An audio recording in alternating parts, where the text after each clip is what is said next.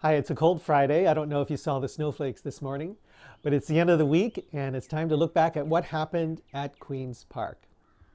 The legislature was on recess this week. Next week, they come back and sit for the last 4 days before the summer recess when the MPPs go home to work. But of course, the legislature can be recalled at any time in order to pass bills or to approve spending. I want to talk about this week progress on COVID. The cases are down. Here in the Kingston public health area, we had 2 days where there were no new cases. More vaccines are arriving and more opportunities to move up the date at which people can receive their second vaccinations. There's a question about whether schools should reopen for in-person learning. People across the province disagree, and the provincial government is looking at trying to figure out what to do. The Financial Accountability Office here in Ontario looks at how the province's long-term care promises on new beds and increased hours of care, how much that will cost and whether they can actually meet that schedule. If you are interested in finding out more, keep watching. Otherwise, join me next week as I look back at what happened at Queen's Park. The number of new COVID cases in Ontario dropped to around 1,000 a day, which is a good level. Here in the Kingston, Frontenac, Lennox, and Edmonton public health region, we had 0 cases on 2 different days. More vaccines are arriving in Ontario. And so starting on Monday, everybody over 80 years can start to book their second shot. So that will be a little bit ahead of schedule. School reopening is a subject of disagreement across the province. There's disagreement between people within the public health community, within the parent community, and so on. It depends on region. Here in our region, the Kingston, Frontenac, Lennox, and Edmonton Public Health, the board actually voted unanimously to endorse in-person learning as soon as possible because schools are not connected with increased cases and almost no kids were in hospital. So what the problem is, you have to weigh the benefits of in-person learning to education and mental health versus the risk of virus infections. And that's going to be different for different regions.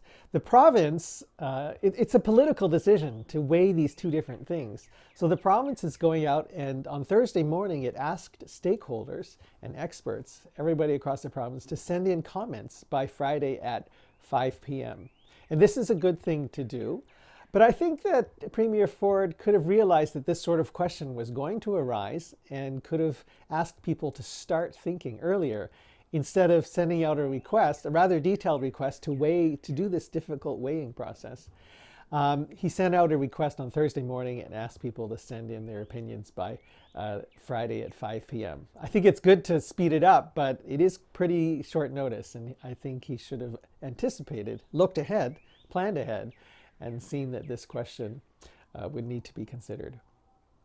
The Financial Accountability Office issued a report on long-term care, on the province's plans for long-term care. The results were not surprising to me because there were lots of other projections of future long-term care needs and the cost of a business-as-usual institutionalized approach to long-term care. So the province has a plan of 30,000 new beds by 2030 and to increase the number of hours of direct care from 2.75 hours to the recommended 4 hours by the year 2025.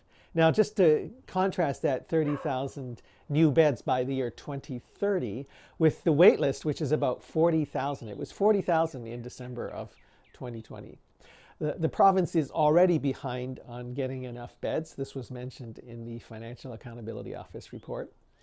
And the province also has to figure out how to maintain the number of existing beds. For example, some of these rooms with 4 beds crowded together, some of those beds may no longer exist because we don't believe that that's an appropriate configuration to protect against COVID or the annual flu.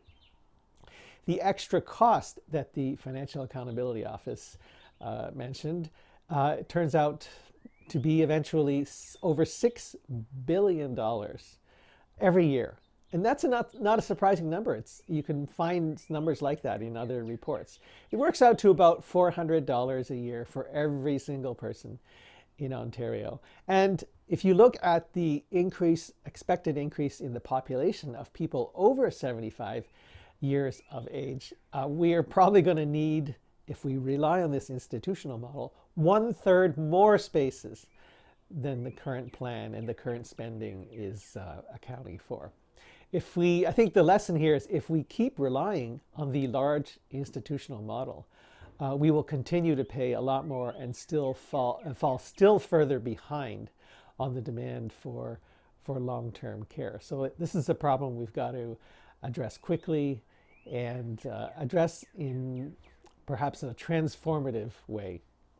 If you'd like to hear more about what happened at Queen's Park, please join me next week. If you like these videos, please follow me on social media and tell me what you think in the comments below. And see you next week as I look back at what happened at Queen's Park.